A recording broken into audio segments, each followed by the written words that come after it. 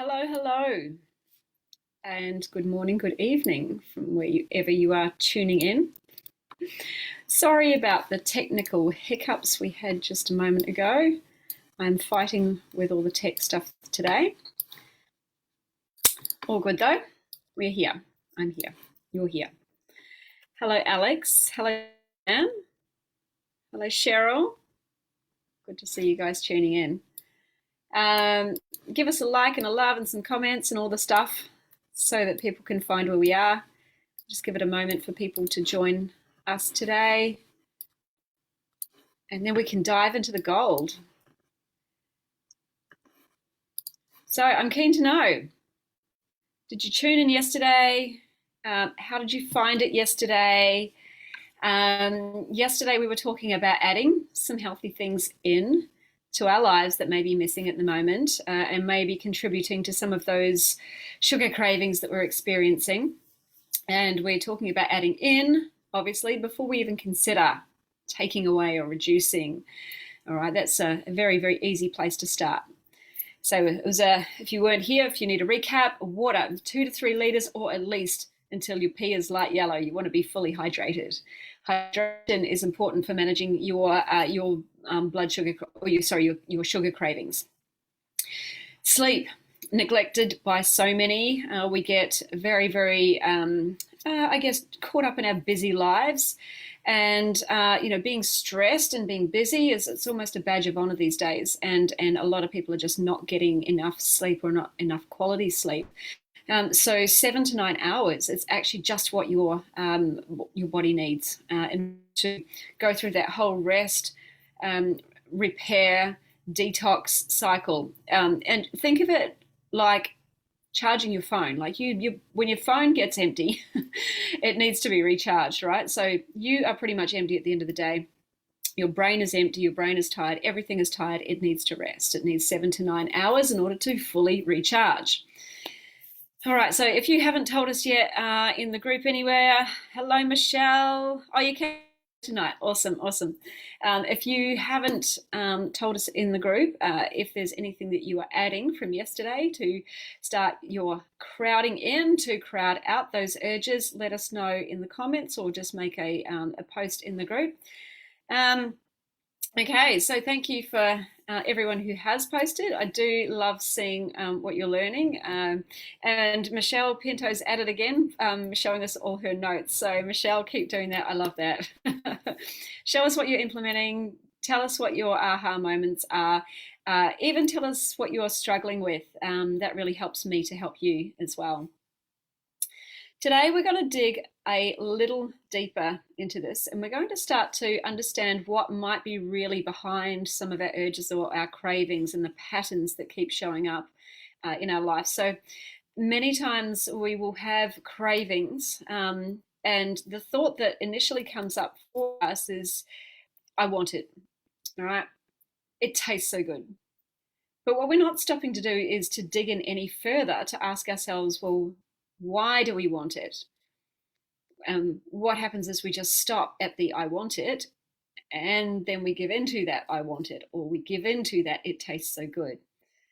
We don't also think of what else we might want in our lives: our healthy body, our healthy weight, our healthy mind, our stable emotions, our energy. We just listen to the I want it in terms of the sugar, and we don't even challenge that voice. But if we took a little bit of time to ask the question again and again, what we start to do is uncover what might be really going on for us in that particular moment. What can often come up is that we are turning to sugary foods to escape a situation or an emotion that we are currently experiencing that is not comfortable for us. Basically, this is turning to food for comfort, right? Comfort eating. This is what happens. Our mind is taken away from our painful or uncomfortable emotion or experience at the moment while we're actually eating that food. Then the sugar will deliver us a very quick shot of dopamine, which is our pleasure and reward hormone. And This all happens obviously very, very quickly. It's instant. Remember the motivational triad from day one, where we're always avoiding pain, seeking pleasure, and conserving energy by taking the fastest possible route to get to where we want to go, which is to happiness. The fastest possible route out of pain to happiness is eating sugar, right? It's instant. Rather than addressing what might actually be going on for us inside. Why are we feeling that pain? That takes thought work. It takes energy. It takes going a little bit deeper, right? And that's harder. So a lot of us are just taking that easy route and eating sugar.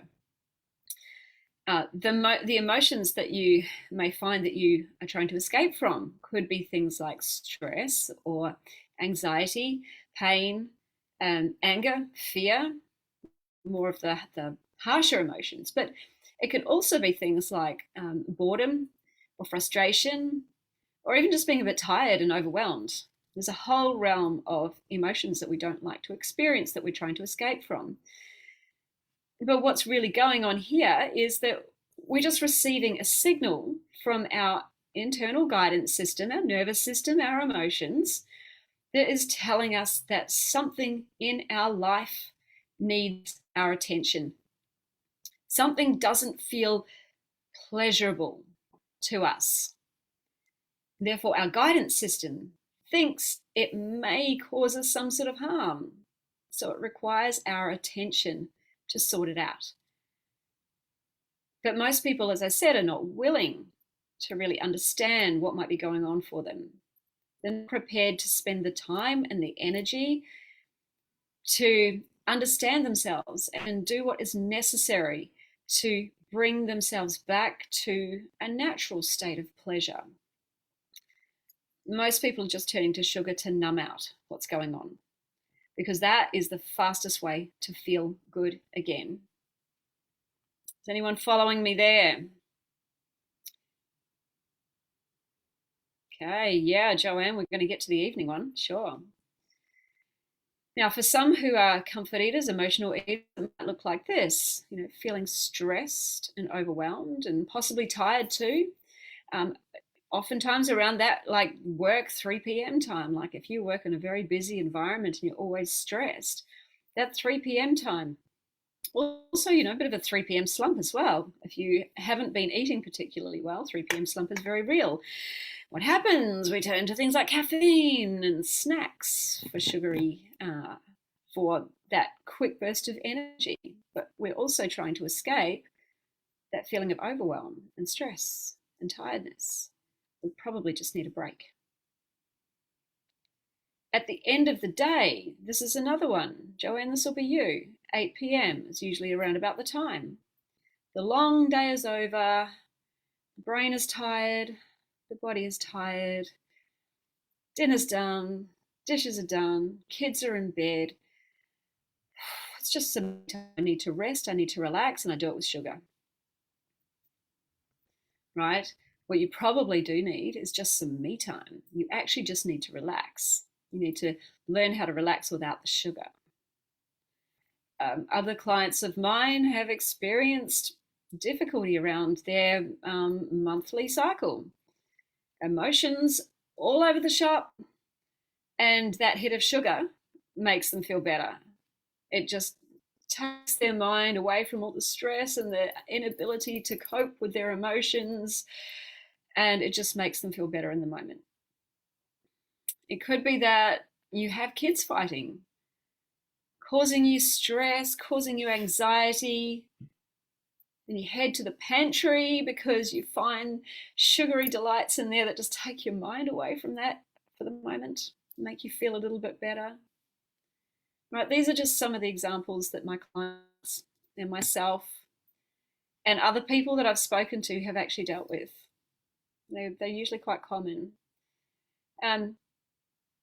Some of you can probably add your own examples to that, whether that's things like, fighting with your spouse, fighting with your family, getting yelled at by your boss, getting stuck in traffic, waiting, an hour at the doctor's surgery or something like that.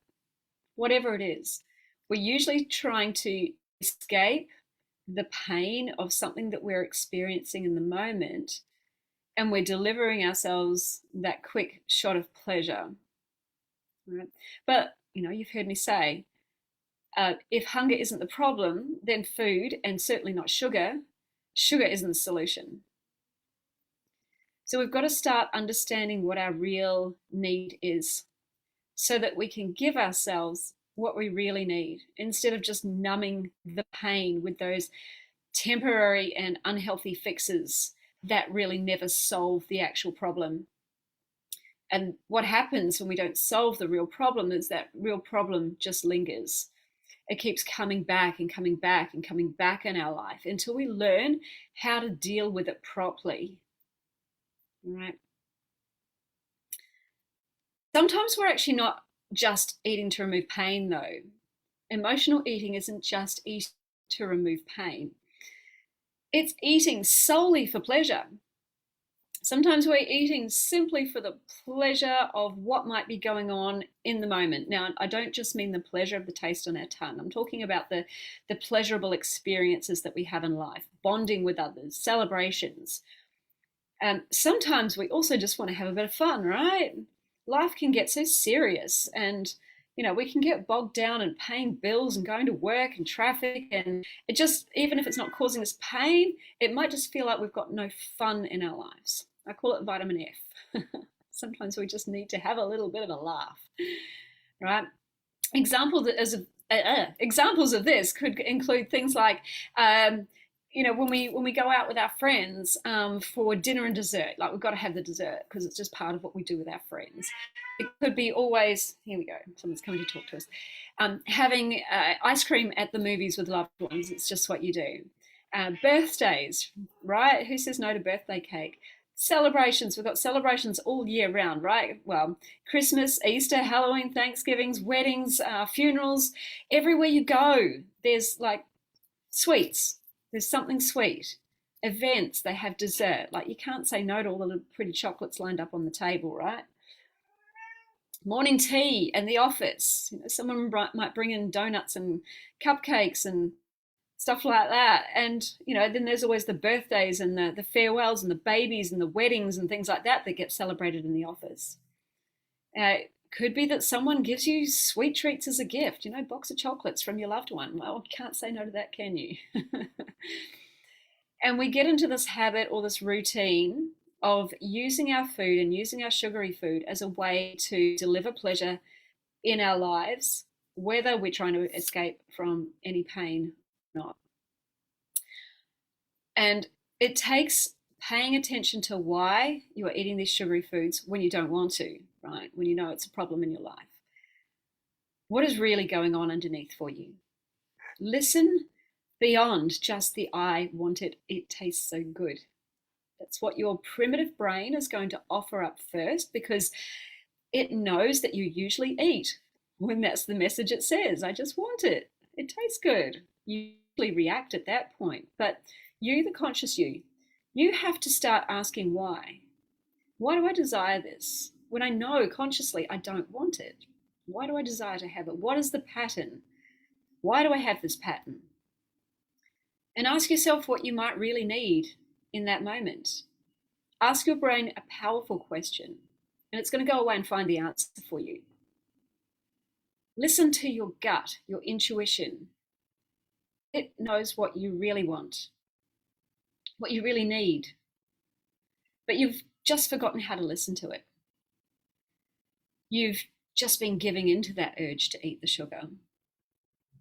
And then you've probably gone into a space of beating yourself up, right, over the fact that you've just eaten the sugar when you know consciously you really didn't want to. And that probably spirals you further into eating sugar. You need to stop and get clarity as to what's going on for you. And usually with my clients, when it's escaping an emotion, they might be feeling stressed, feeling anxious, upset, feeling bored, just needing a break. One of my clients yesterday, she's been struggling with this for a long time, but we've just started working together. And yesterday in her one-on-one, after watching this week's module, She really discovered that the reason that she was hiding in sugary food was to escape the feeling that she wasn't doing the right thing in life. She wasn't where she should be. There was more meant for her. She currently works a day job for lawyers. She could have been a lawyer, but she decided not to. She's not. But even then, she's looking at what they do, and she's not feeling passion for that anymore. She has her own business on the side as well, but that's not fueling her at a soul level anymore. She's not excited to come home in the evening and get to work on her business and work with her clients anymore. So really, she's at a point in her life where she's feeling quite unfulfilled. And that feeling is really painful for her. That's the pain that she's escaping when she turns to sugar. She's had this pattern of, 3, 4 in the afternoon at work, turning to sugar, going to the snack bar, and just munching out of sugar because she's bored and she's anxious. But she's bored and she's anxious. She's bored at work because she's not doing what she loves, and she's anxious about going home to a business that she doesn't love. Right? So this was a massive aha for her. But it took prompting to look into the I just wanted, it tastes so good, for her to really start to understand what's going on for her. And now that she has clarity, she can start working on the real cause of the pain. That's what we're going to go and work on next. Right? When you can serve the real need, suddenly the cravings, you don't need to escape your emotions into sugar. Another client of mine discovered that her sugar binges actually came from feeling stressed out to the max when her kids were at home on school holidays and they were fighting like cats and dogs. So it caused her so much stress, and she just felt so unable to cope with this. But it wasn't just the stress that was making her eat. We had to look beyond that. And what we uncovered is it was what she was making the kids fighting mean about herself. And she found that she made it mean that she was a bad mother. And her feeling like she was a bad mother, that was what was causing her stress. That was what was causing her pain. It wasn't the kids fighting. It was what she thought about the kids fighting. And she was using pantry purges to escape feeling bad about herself. But this had been a pattern for her for many years, and she'd never learned how to handle those school holidays and the kids fighting until she had this aha. So we did. I helped her see that kids fighting is normal, right? Hands up if you're a parent and you've got kids who fight. My brother and I fought all the time. I was the terrible big sister, and he did everything wrong. I used to growl at him for breathing too loud. Yeah, I put my hand up to that. I love my little brother. I do. But never once did I think my parents were bad parents because we were fighting, right? We never once had a thought about our parents because we were fighting. They were not bad parents. I do not see them as bad parents. So there was no reason for her to think that she was a bad parent just because her kids were fighting. We made her see it was very, very normal for kids to fight.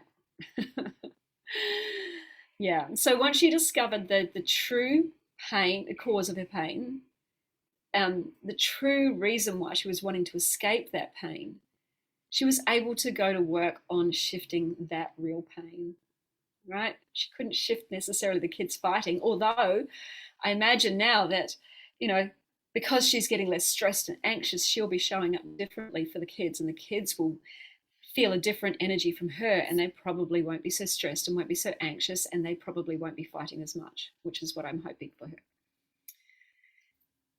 All right, so what we did is we worked on shifting her belief that she was a bad mum, and that helped her get out of that pattern of needing sugar to escape her feeling that she was a bad mum. So I hope that makes sense to you, all right? Tell me what you're learning. Looking for your comments. Yeah, Cheryl. Yeah, it really tastes as good as I imagined it. Yeah, it's true.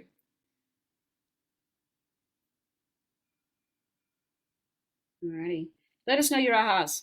Paul's laughing. I bet he's laughing about me. I bet you're laughing about me growling at my brother for breathing. Yes, yes. So when you have, when you like clarity about what you really need, like what your soul is trying to tell you, um, then you can go to work on meeting that real need.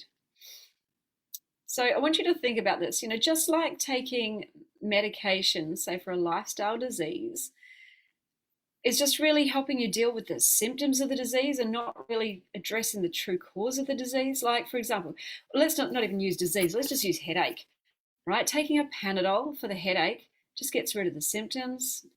It's not treating why you got the headache to start with. You could be tired, you could be dehydrated, could be stressed, you could have things out of alignment. I know that when my neck gets really tired, I'm not tired, when it gets really stiff, I get really bad headaches. All right, so what you can so consider that if you just by taking the Panadol, you're not really dealing with the true cause of the headache, you're just addressing the symptom. You can consider eating sugar is only dealing with the symptom of your emotion and not addressing your true cause of your pain. Right? We know that a lot of medications don't cure people. Like Panadol doesn't cure your headache. It just removes the pain. Right? Same with sugar. And what will likely happen if you're not addressing the real problem? The real problem goes unresolved, and then it's going to likely appear more and more and more in your life because you haven't learned how to deal with it. Right? Every time it comes up, it's going to be a big problem for you. If you can't deal with your stress, and your stress increases in strength, you'll really struggle to deal with stress the stronger it gets. You'll likely struggle to deal with other emotional upsets too. So once you identify what's really causing, what's really going on for you, then you can go to work on developing yourself some strategies, or just deal with a real problem in your life. It just, once you see it, you can't unsee it. Right? I used to think I was stressed out beyond belief in my previous job, and I was. But I guess I was stressed out because I really knew I wasn't in the right place and I didn't want to be there. Whereas now, I feel, I wouldn't say stress free, but now I know I'm in the right place, right? So deal with the real problem, or else that problem will continue to arise. Sometimes there's no real big drama in your life either. Sometimes there's nothing like deep down that you just need to deal with. Like you don't need to shift your whole world. You don't need to shift a massive amount of beliefs about yourself. Sometimes it's just that we don't know how to our emotions. We're afraid of feeling unhappy emotions. But part of the beauty of being a human being is getting to experience both positive and negative emotions. Right? Negative emotions don't need to be bad. What if you just allowed those feelings instead? Right? The emotion itself can't hurt you. The emotion is just a vibration in your body. And the more you fight it, or the more you try and push it away, the more you try and numb it, the stronger it gets. The more it lives in your body, the more it will start to cause physical pain in your body. Right? That emotion needs to come up and it needs to flow through. It may sound a bit woo-woo, but it's actually how it works. Right? The more you allow yourself to experience the emotion,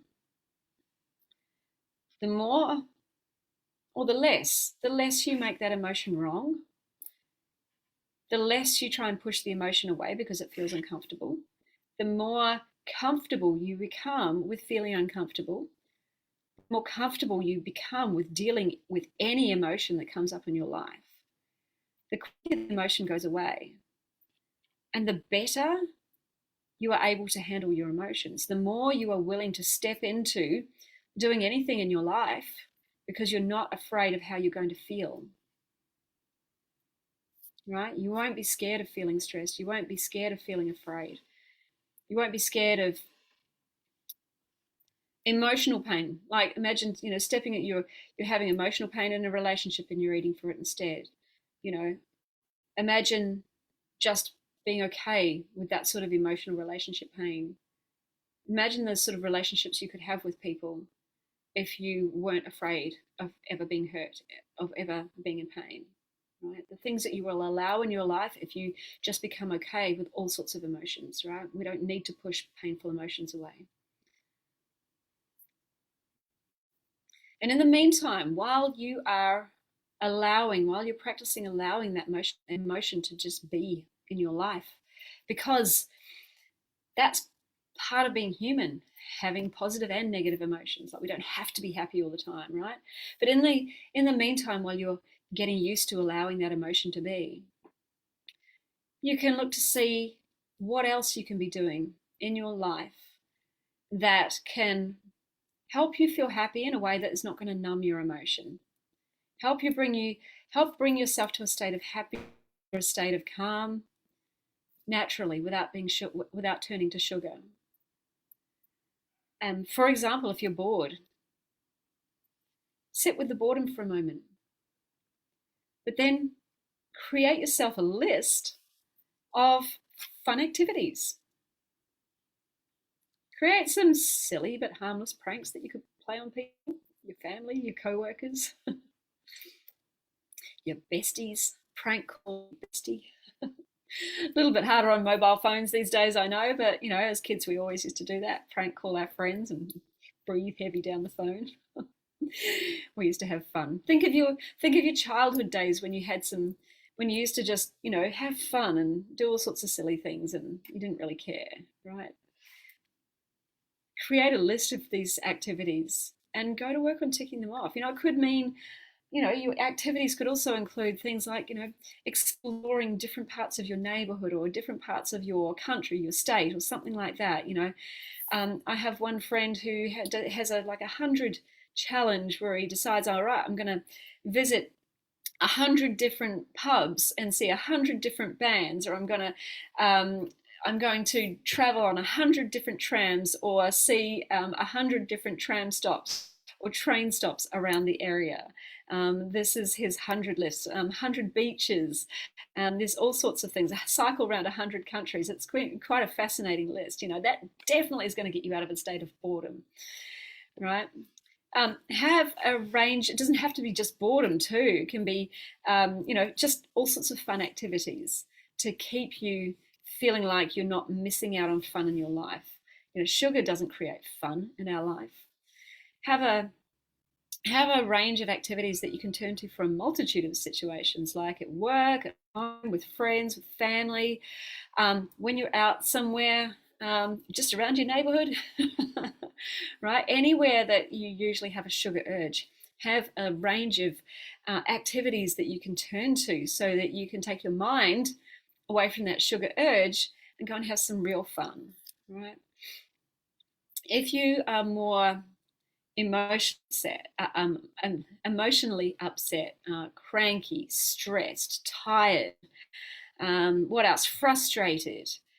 What might you need in that moment that can make you feel better as you're learning to live with that emotion? Do you just need some self-care? Sometimes that's all we need. We just need to make ourselves feel better in a nice way. We need to give ourselves some self-love. And what would self-care, what would self-love look like to you? What would some soothing nourishment look like to you? You could write out a list of your favorite self-care activities, things that you can do that either re-energize you or give yourself a break or just make you really believe that you're worth it. And when you feel an urge come on, you just remind yourself that if it's not hunger, it's your body, it's your intuition, it's your gut, it's trying to tell you something. What do you really need? Feel into your body, past the cravings, past the urges, past the I just want it's, and ask yourself, what is it that I really need right now? Do I need something, or am I trying to escape from something? Maybe you just need a break. Maybe you just need to pause, right? When we're feeling tired and stressed at work, sometimes we just need to take a moment away from the desk, go for a walk.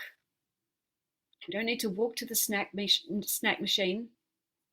Just need to go for a walk. Get your head away from the computer. Allow your brain to rest for a moment so it can focus. Take a few deep breaths so you can bring that stress response back down again. Right? When you're stressed, think about what smokers do. They're outside to have a cigarette, but what they're actually getting is a break from work, fresh air, and they're getting deep breaths, right? 3 things that really help to relieve stress. So you can do that without sugar, you can do that without cigarettes. If you're tired, like if you are tired at the end of the day, what you need is some rest. Do you need more sleep?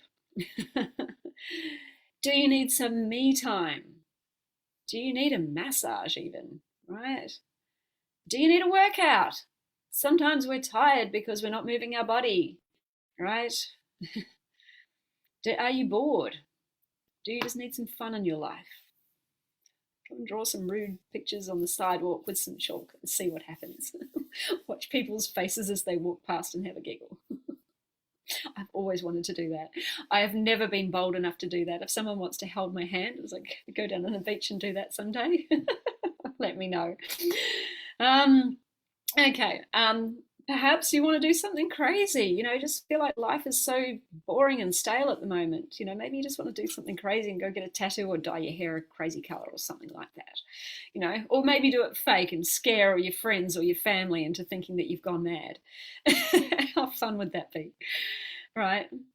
And, if you're just needing that, sometimes you might just need to catch up with your bestie, have like an in-person catch up or a phone call or just some bonding time. Sometimes that's all we need. We just need to give ourselves something. We don't need to try and escape from how we're feeling. So in your workbook, I have given you the space to work through some situations in your life where you find that you're turning to sugar to solve a problem or to celebrate. So I want you to ask yourself, what am I really feeling beyond just the craving?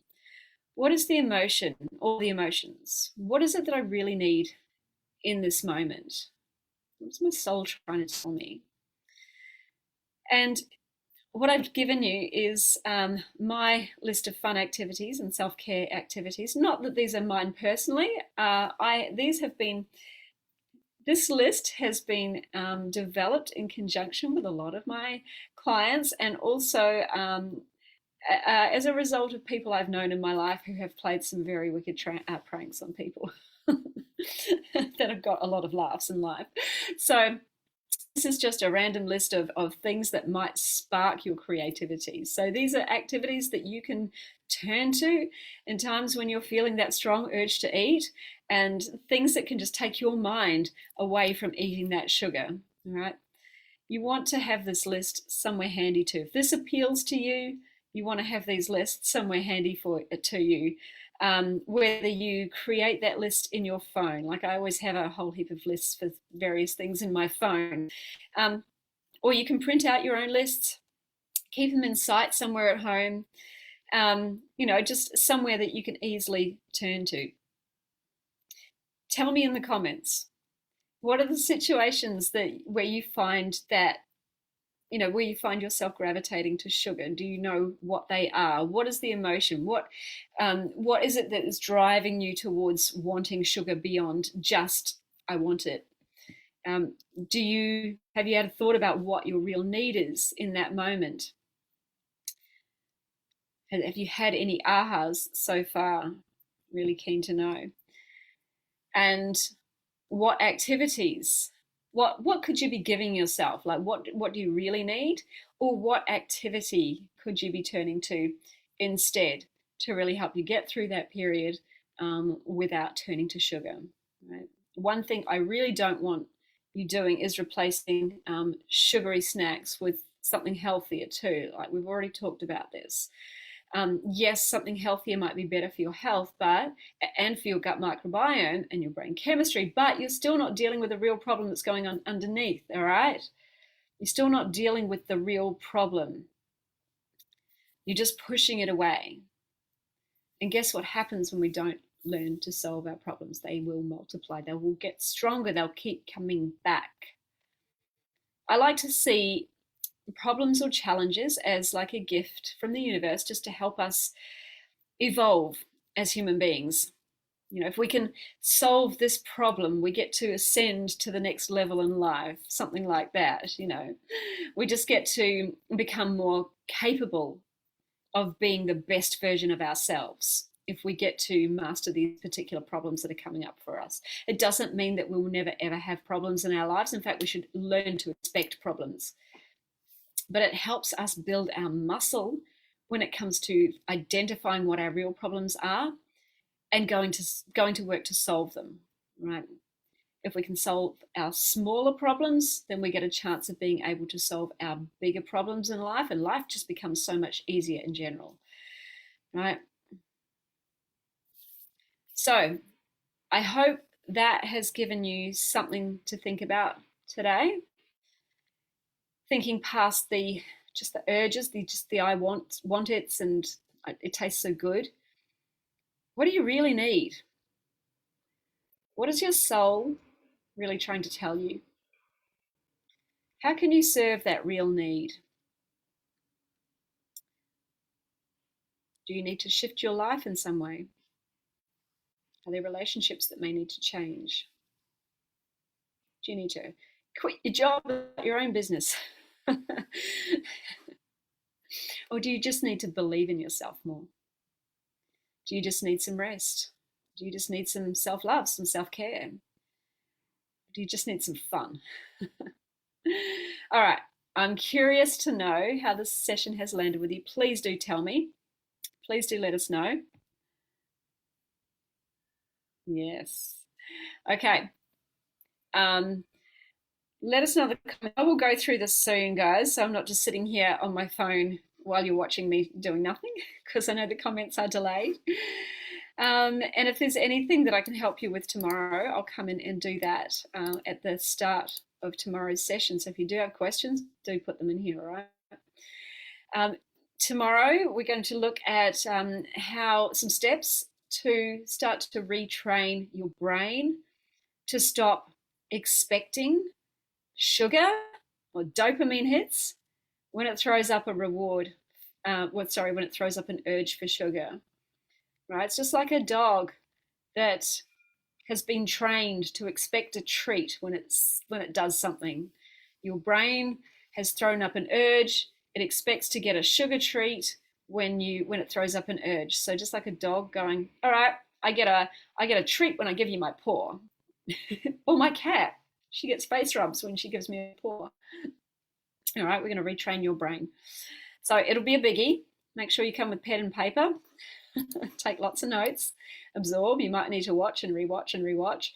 Our trainings now are going to get a little more difficult and are things that are likely going to need constant work over a longer period of time. So you want to make sure you're absorbing this content a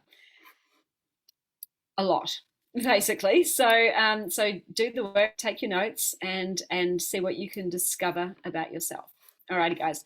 I will see you same bat time, same bat channel tomorrow. Alrighty, ciao.